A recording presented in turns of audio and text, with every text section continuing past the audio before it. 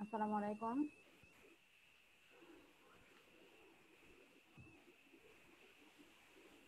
শুনতে পাচ্ছ আমাকে? আমাকে শোনা যায়?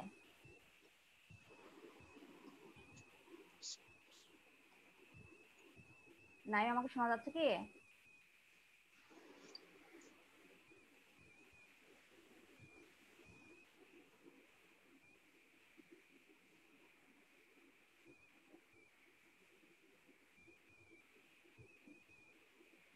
নাইম, আমাকে শোনা যাচ্ছে?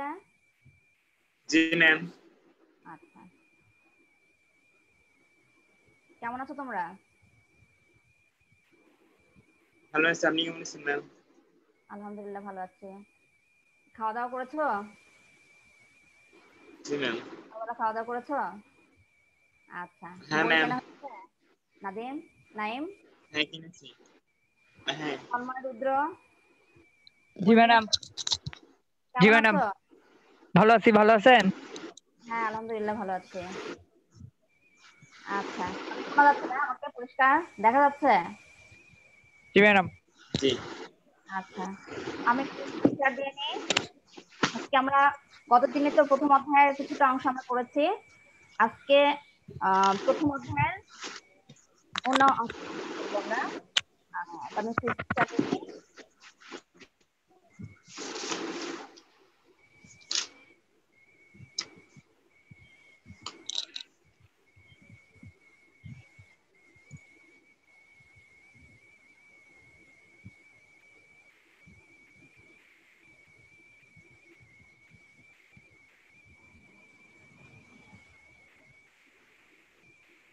আজকের ক্লাসে তোমাদের সবাইকে স্বাগতম।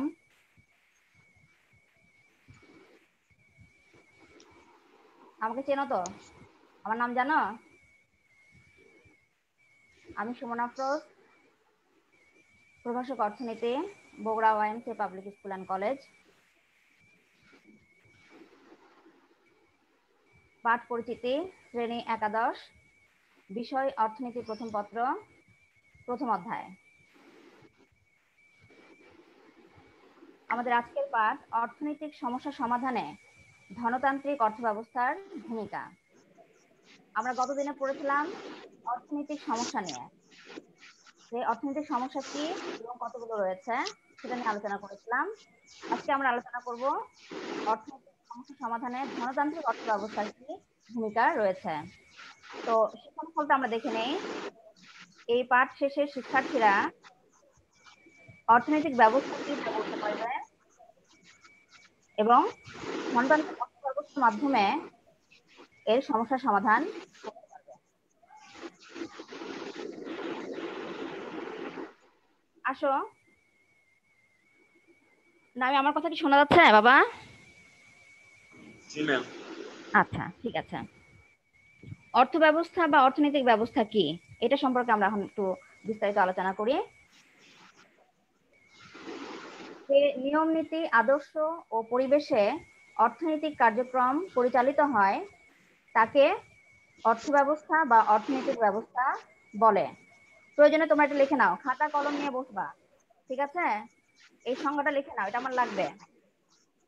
তাহলে যে নিয়ম নীতি, আদর্শ ও পরিবেশে অর্থনৈতিক কার্যক্রম পরিচালিত হয় তাকে অর্থ ব্যবস্থা বা অর্থনৈতিক ব্যবস্থা বলে। লিখে নিবা, সংজ্ঞা লিখে নিবা। তো বর্তমানে পৃথিবীতে 4 ধরনের অর্থ ব্যবস্থা রয়েছে, প্রচলিত রয়েছে, যথা ধনতান্ত্রিক অর্থ ব্যবস্থা, 2 নাম্বার সমাজতান্ত্রিক অর্থ ব্যবস্থা, 3 নাম্বার মিশ্র অর্থ ব্যবস্থা, আর 4 নাম্বার হচ্ছে ইসলামী অর্থ ব্যবস্থা। তাহলে তোমাদের মধ্যে অবশ্যই প্রশ্ন আসতেছে যে যে আমি এখানে বলেছি যে নিয়ম নীতি আদর্শ এবং পরিবেশে অর্থনৈতিক কার্যক্রম পরিচালিত হয়, তাহলে তোমাদের মধ্যে প্রশ্ন আসছে যে অর্থনৈতিক কার্যক্রম কাকে বলে, তাই না? তো অর্থনৈতিক কার্যক্রম হচ্ছে কাজ যা মানুষ জীবিকা নির্বাহের জন্য করে থাকে, ঠিক আছে? যেমন কেউ চাকরি করে, কেউ ব্যবসা করে, তাই না? তো এই কাজগুলো মানুষ কেন করে? মানুষ জীবিকা নির্বাহের জন্য এই কাজগুলো করে থাকে। তাহলে এই কাজগুলো যে নিয়ম নীতি এবং আদর্শ ও পরিবেশে পরিচালিত হয় তাকে আমরা বলি অর্থ ব্যবস্থা। এই অর্থনৈতিক কাজগুলো এই ধরনের যে পরিবেশের কথা আমি বলেছি, অর্থ ব্যবস্থার কথা বলেছি, সেটা পৃথিবীতে 4 ধরনের এরকম অর্থ ব্যবস্থা রয়েছে। কি কি বলতো? বলতো আমার রুদ্র, শুনতে পাচ্ছ আমাকে? হ্যাঁ, তুমি বলো তো কি লিখেছো? বুঝলাম না ম্যাডাম আপনার কথা। বর্তমানে যে 4 ধরনের অর্থ ব্যবস্থা প্রচলিত আছে বলেছি আমি, কি লিখেছি দেখো তো। 1 নাম্বার কি? গণতান্ত্রিক অর্থনীতি, নির্দেশমূলক অর্থনীতি বা সমাজতান্ত্রিক অর্থনীতি, মিশ্র অর্থনীতি। আমি জি কি ম্যাডাম। স্ক্রিনশট দেখতে পাচ্ছ? হ্যাঁ, হ্যাঁ, দেখে দেখে পড়ো। কি লিখেছি? যথা 1 নাম্বার ধনতান্ত্রিক ব্যবস্থা, হ্যাঁ, সমাজতান্ত্রিক অর্থ ব্যবস্থা, মিশ্র অর্থ ব্যবস্থা আর ইসলামী অর্থ ব্যবস্থা। Very good. আচ্ছা, তাহলে আমরা এখন বলতে পারবো এখান থেকে একটা মানে গুরুত্বপূর্ণ 2টা প্রশ্ন হয়। একটা হচ্ছে অর্থ ব্যবস্থা কাকে বলে। দেখো আমি কিন্তু সাইডে তোমাকে নোটও দিয়ে দিব, প্রশ্নও দিয়ে দিব। তাহলে অর্থ ব্যবস্থা কি বা অর্থ ব্যবস্থা কাকে বলে, এটা একটা গুরুত্বপূর্ণ প্রশ্ন, ঠিক আছে? তাহলে আমার প্রশ্নটাও সাইডে লিখে নিব। আচ্ছা, আরেকটা প্রশ্ন আছে, সেটা হচ্ছে পৃথিবীতে বর্তমানে কত ধরনের অর্থ ব্যবস্থা রয়েছে বলো? কত ধরনের? এটা তো বলতে পারবো না। এখানে লেখা আছে বর্তমানে কত ধরনের আছে অর্থ ব্যবস্থা প্রচলিত আছে। 4 ধরনের। Very good. কি কি? গণতান্ত্রিক অর্থ ব্যবস্থা, সমাজতান্ত্রিক অর্থ ব্যবস্থা, মিশ্র গণতান্ত্রিক অর্থ, নয় বাবা, ধনতান্ত্রিক। ধনতান্ত্রিক। হ্যাঁ হ্যাঁ মিশ্র আর ইসলামী। হ্যাঁ, ঠিক আছে, ভেরি গুড। তাহলে আমাদের এখান থেকে প্রশ্নটা হয়ে গেল। আর কি অর্থ ব্যবস্থা কাকে বলে এটা কি আমি বুঝতে পেরেছি? জি ম্যাডাম। না, এই সংজ্ঞাটা কি বুঝতে পেরেছি? না ম্যাডাম, এটা সংজ্ঞাটা বোঝো নেই? আচ্ছা, তাহলে আমরা যদি এখন বলি যে শিক্ষা ব্যবস্থা কি, অর্থ ব্যবস্থা যদি বলে থাকি, তো শিক্ষা ব্যবস্থা একই ব্যাপারে। যে নিয়ম নীতি আদর্শ এবং পরিবেশে শিক্ষা কার্যক্রম পরিচালিত হয় তাকে বলা হয় শিক্ষা ব্যবস্থা, তাই না? ঠিক একইভাবে যে নিয়ম নীতি আদর্শ এবং পরিবেশে অর্থনৈতিক কাজগুলো পরিচালিত হয় তাকে বলা হয় অর্থ ব্যবস্থা। বোঝা গেছে?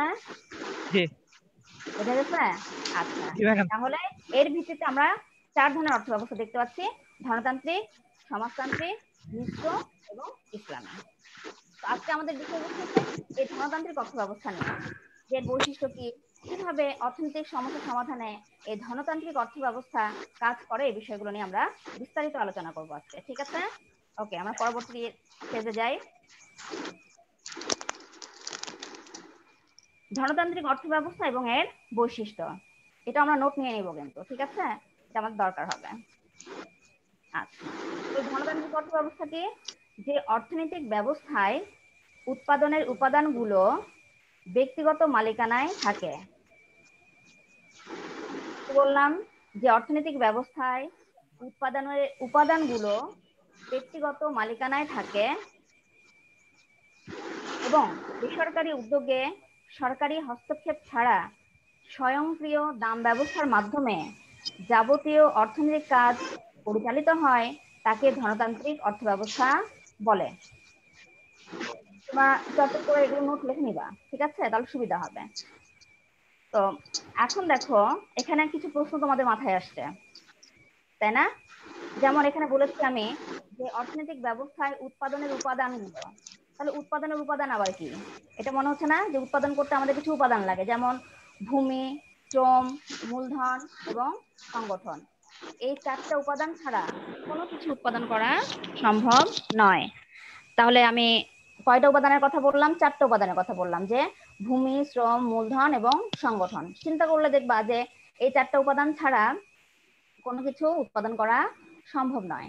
তাহলে যে অর্থ ব্যবস্থায় উৎপাদনের উপাদানগুলো কি হবে? ব্যক্তিগত মালিকানায়, নিজস্ব মালিকানায় থাকবে। যে ভূমি আমার, শ্রমিকরা আমার, সব আমার। ঠিক আছে? মালিকানা কেমন? ব্যক্তিগত। মালিকানা কেমন? ব্যক্তিগত। ব্যক্তিগত, নিজের। ঠিক আছে? এবং বেসরকারি উদ্যোগে উৎপাদন কাজ পরিচালিত হবে। অবশ্যই এখানে সরকারি কোনো হস্তক্ষেপ থাকবে না, যে তুমি কতটুকু উৎপাদন করবা। যেমন হচ্ছে নাইমের আছে ভূমি, শ্রম, মূলধন, সংগঠন সব কিছু তোমার নিজস্ব। ঠিক আছে? এবং বেসরকারি উদ্যোগে তুমি উৎপাদন কাজ পরিচালনা করছো, কিন্তু তোমাকে সরকার এই ব্যাপারে কোনো হস্তক্ষেপ করবে না। তুমি কি উৎপাদন করবা, কিভাবে উৎপাদন করবা, কতটুকু উৎপাদন করবা, সেই ব্যাপারে সরকার কোনো হস্তক্ষেপ করবে না। এবং তুমি যা উৎপাদন করবা তা নিজস্বভাবে দাম নির্ধারিত হবে। তুমি যে দ্রব্য উৎপাদন করবা তার চাহিদা এবং যোগানের ভিত্তিতে দ্রব্যের দাম নির্ধারিত হবে। যেমন ক্রেতা এবং বিক্রেতারা কি করে? বাজারে যে দর কষাকষি করে না একটা দ্রব্যের দাম নিয়ে? জি ম্যাডাম। ক্রেতারা চায় বেশি দামে, কম দামে কিনতে, আর বিক্রেতা চায় বেশি দামে বিক্রি করতে। এইভাবে কি হয়? দাম ফিক্সড হয়। তো যে অর্থ ব্যবস্থায় স্বয়ংক্রিয় দাম ব্যবস্থা থাকবে, এই ধরনের এবং যাবতীয় অর্থনৈতিক কাজ এভাবেই পরিচালিত হবে, সেই ধরনের অর্থ ব্যবস্থাকে আমরা কি বলি? ধনতান্ত্রিক অর্থ ব্যবস্থা। বুঝা গেছে? জি ম্যাডাম। আচ্ছা, এখন আমি এখানে ছোট ছোট কিছু প্রশ্ন করি তোমাকে। তাহলে ধনতান্ত্রিক অর্থ ব্যবস্থায় সম্পদের মালিকানা কেমন হবে, বা উপাদানের মালিকানা কেমন হবে বলো তো? ব্যক্তিগত। Very good. আচ্ছা, উৎপাদন কাজ কিভাবে পরিচালিত হবে? সরকারি না বেসরকারি? বেসরকারি ম্যাডাম। Very good. সরকারি হস্তক্ষেপ থাকবে? না। থাকবে না। দাম ব্যবস্থা কেমন হবে? ম্যাডাম স্বয়ংক্রিয় হবে। স্বয়ংক্রিয় মানে নিজে সক্রিয়। নিজেই হবে। স্বয়ংক্রিয় মানে নিজে নিজেই হবে। কেমন নিজে করে? নেবে। চাহিদা এবং যোগানের ভিত্তিতে দাম নির্ধারিত হবে। ক্রেতা এবং বিক্রেতার দর কষাকষির মাধ্যমে দাম নির্ধারিত হবে, সরকার নির্ধারণ করে দেবে না। ঠিক আছে? স্বয়ংক্রিয়ভাবেই দাম নির্ধারিত হবে। এই ধরনের যাবতীয় এইভাবেই এই সমস্ত নিয়ম নীতির ভিত্তিতে যে অর্থনৈতিক কাজগুলো পরিচালিত হয়, সেই অর্থ ব্যবস্থাকে আমরা কি অর্থ ব্যবস্থা বলি? ধনতান্ত্রিক এটা হচ্ছে ধনতান্ত্রিক অর্থ ধনতান্ত্রিক অর্থ ব্যবস্থা। ব্যবস্থা বলি। আশা করি ধনতান্ত্রিক অর্থ ব্যবস্থা কাকে বলে এটা আমরা বলতে পারবো এখন। হ্যাঁ। হ্যাঁ, ভেরি গুড। নাইম, তুমি কি বুঝতে পারছো বাবা? বুঝতে পেরেছো নাইম? হ্যাঁ, ঠিক আছে। এখন আসো, ধনতান্ত্রিক অর্থ ব্যবস্থার কিছু বৈশিষ্ট্য আমরা দেখে নেই। খুব সহজ। ধনতান্ত্রিক অর্থ ব্যবস্থার বৈশিষ্ট্য এর সংজ্ঞার মধ্যে আছে, তাই না? 1 নম্বর বৈশিষ্ট্য দেখো, সম্পদের মালিকানা কেমন? ব্যক্তিগত। সম্পদের মালিকানা কেমন? ব্যক্তিগত। ব্যক্তিগত, তাই না? আচ্ছা, অর্থাৎ ভূমি, শ্রম, মূলধন এসব কেমন হবে? তোমার নিজস্ব থাকবে। একজন ব্যক্তির নিজস্ব হবে, মালিকানা হবে নিজস্ব।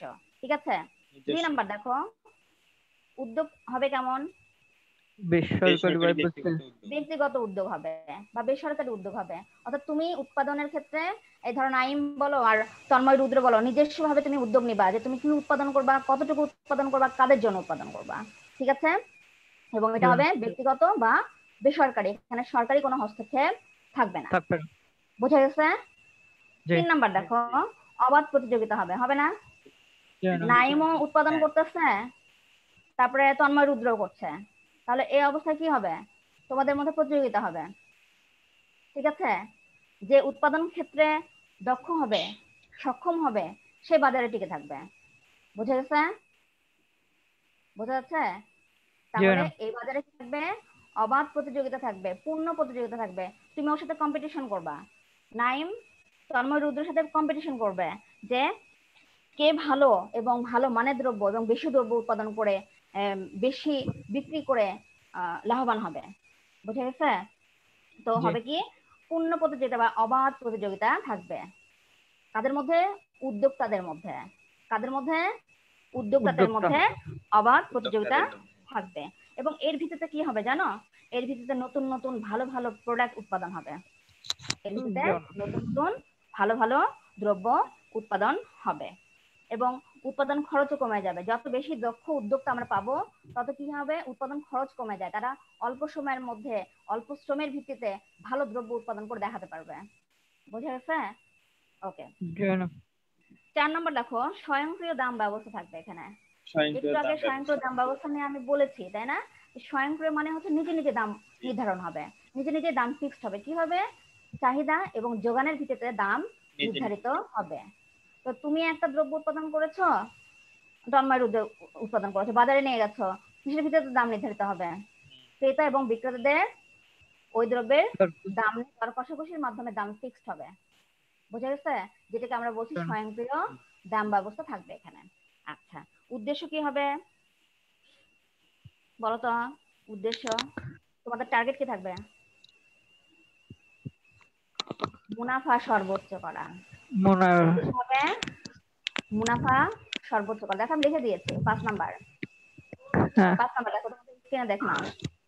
উদ্দেশ্য বৃহদায়তন হচ্ছে উৎপাদন। সর্বোচ্চ মুনাফা অর্জন করা। নাইমও চাইবা মুনাফা সবচেয়ে বেশি অর্জন করতে, তন্ময়ও চাইবা মুনাফা সর্বোচ্চ করতে। বুঝে গেছে?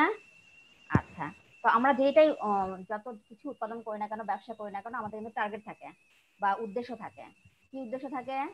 মুনাফা সর্বোচ্চ করা। আচ্ছা, এখন মুনাফা সর্বোচ্চ করতে যা তুমি কি করবা বলো তো? শ্রমিকদেরকে শোষণ করবা।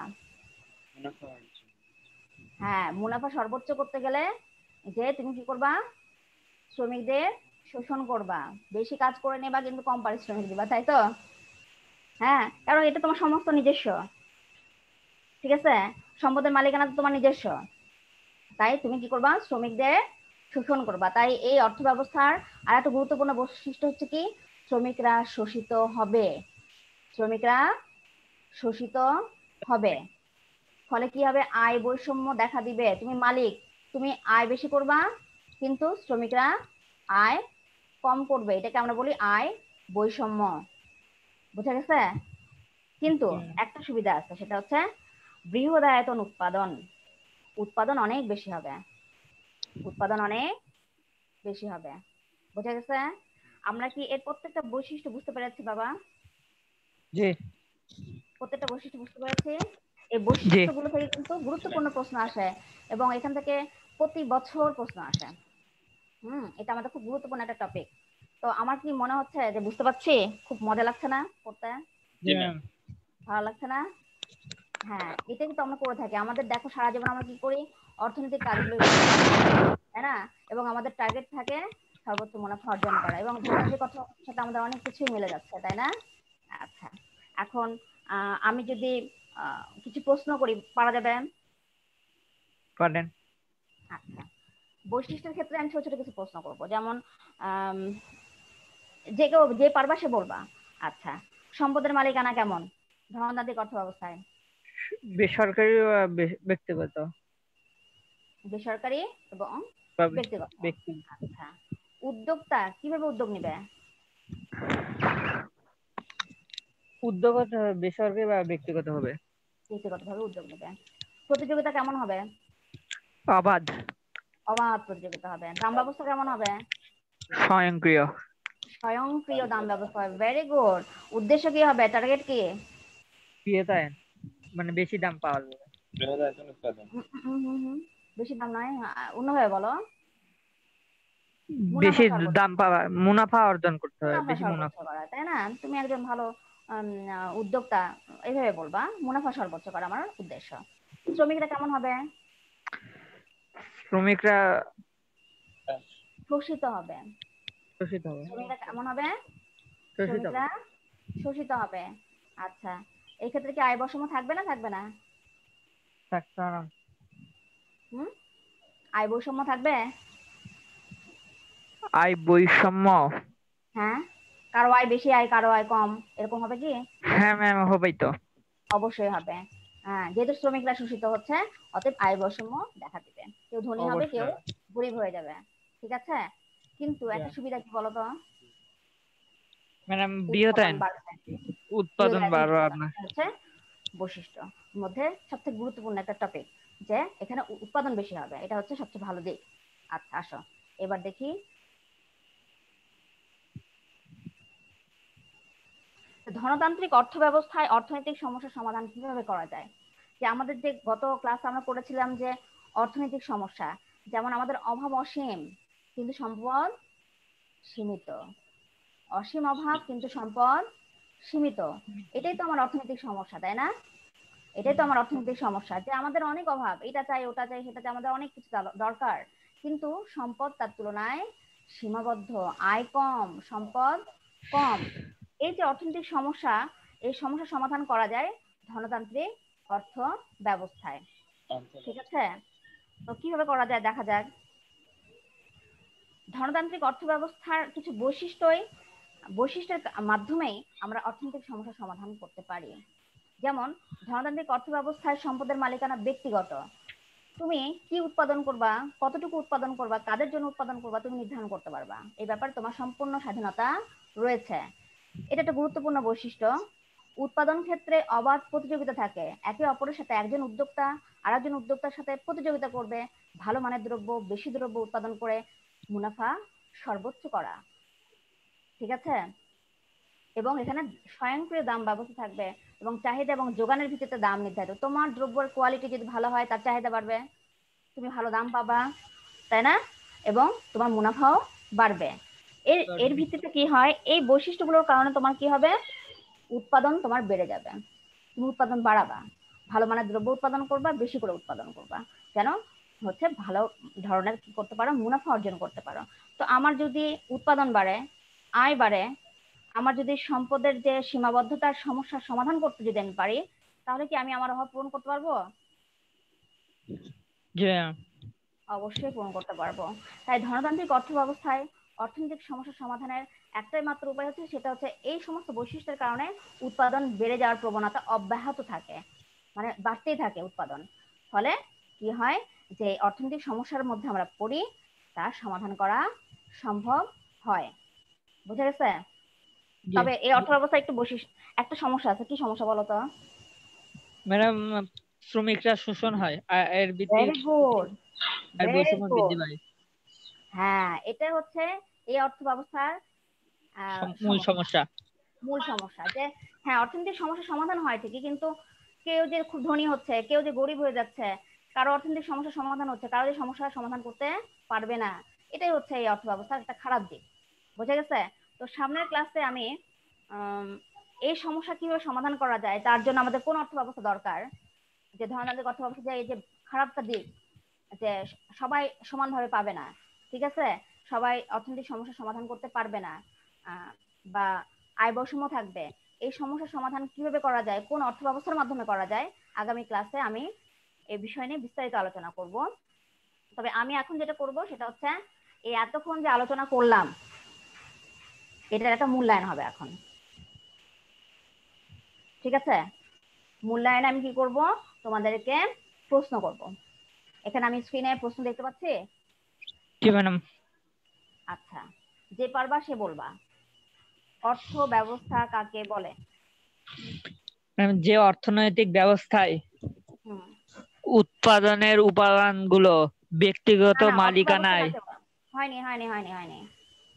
অর্থ ব্যবস্থা কাকে বলে? ওটা ধনতান্ত্রিক আমি এখন চাইনি। অর্থ ব্যবস্থা। হুম। যে ও, নিয়মনীতি।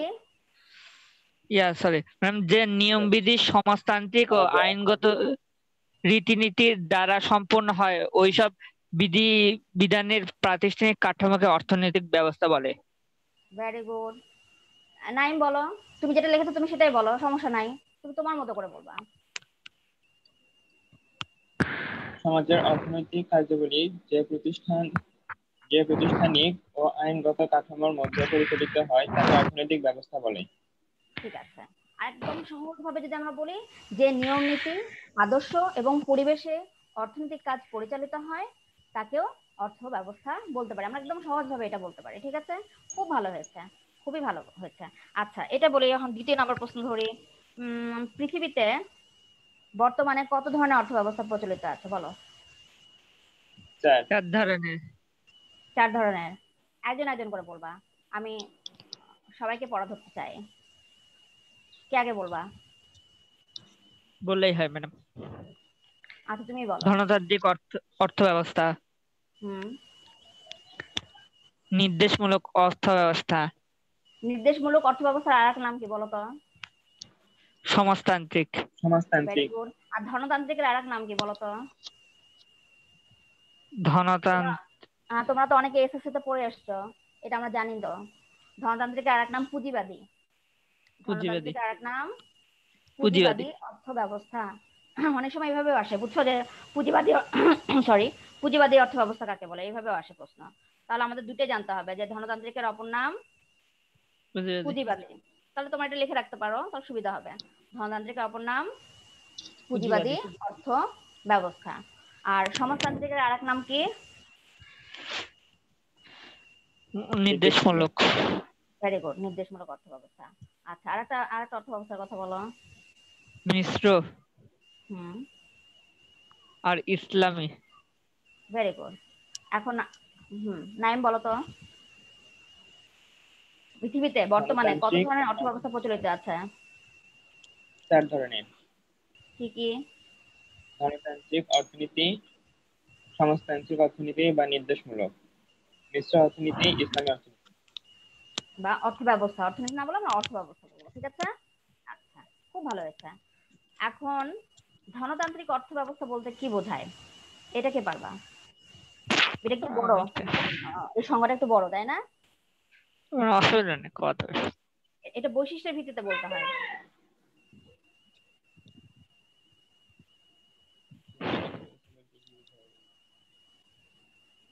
বৈশিষ্ট্যের ভিত্তিতে, এখানে আমার 3টা বৈশিষ্ট্যের কথা মাধ্যমে আমি এই সংজ্ঞাটা বলতে পারবো। একটা হচ্ছে সম্পদের মালিকানা। তাহলে যে অর্থ ব্যবস্থায় সম্পদের মালিকানা কেমন, যে অর্থ ব্যবস্থায় সম্পদের মালিকানা কেমন? ব্যক্তিগত, তাই না? যে অর্থ ব্যবস্থায় সম্পদের মালিকানা ব্যক্তিগত। ব্যক্তিগত। বেসরকারি উদ্যোগে উৎপাদন কাজ পরিচালিত হয়। অবাধ প্রতিযোগিতা থাকে। অবাধ প্রতিযোগিতা থাকে এবং স্বয়ংক্রিয় দাম ব্যবস্থা থাকে। তাকে কি বলে? ধনতান্ত্রিক অর্থ ব্যবস্থা বলে। তাহলে খুবই সহজ, যে তুমি তোমার যে বৈশিষ্ট্যগুলো আছে, প্রধান যে 3টা বৈশিষ্ট্য আছে, সেই 3টা বৈশিষ্ট্যের ভিত্তিতে তুমি এই সংজ্ঞাটা দিতে পারবা। তাহলে যে অর্থ ব্যবস্থা কি হয়? সম্পদের মালিকানা, ব্যক্তিগত হয়। সম্পদের মালিকানা ব্যক্তিগত। তারপর বেসরকারি বা ব্যক্তিগত উদ্যোগে তৈরি হয়। ভেরি অবাধ গুড। প্রতিযোগিতা থাকে। এবং তাকে স্বয়ংক্রিয় দাম ব্যবস্থা থাকে। তাকে ধনতান্ত্রিক অর্থ ব্যবস্থা বলে। আচ্ছা, নাম বলো তো। নাইম বলো, ধনতান্ত্রিক অর্থ ব্যবস্থা বলতে কি বোঝো?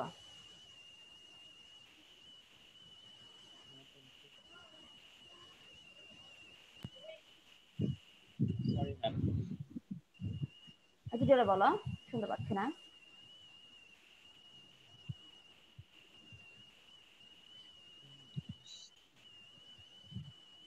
শোনা যাচ্ছে না কেন? তুমি কি বলছো? আচ্ছা, আমি শুনতে পাচ্ছি না।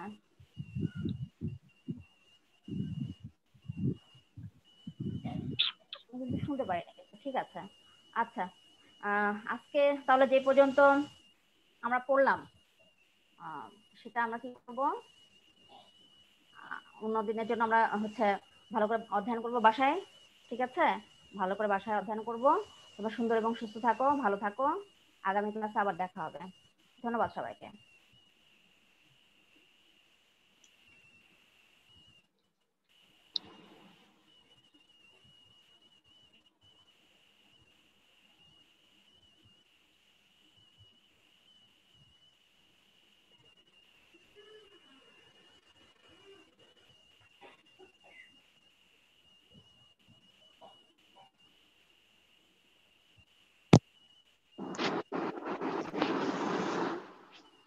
ঠিক আছে, আমরা লিভ করি।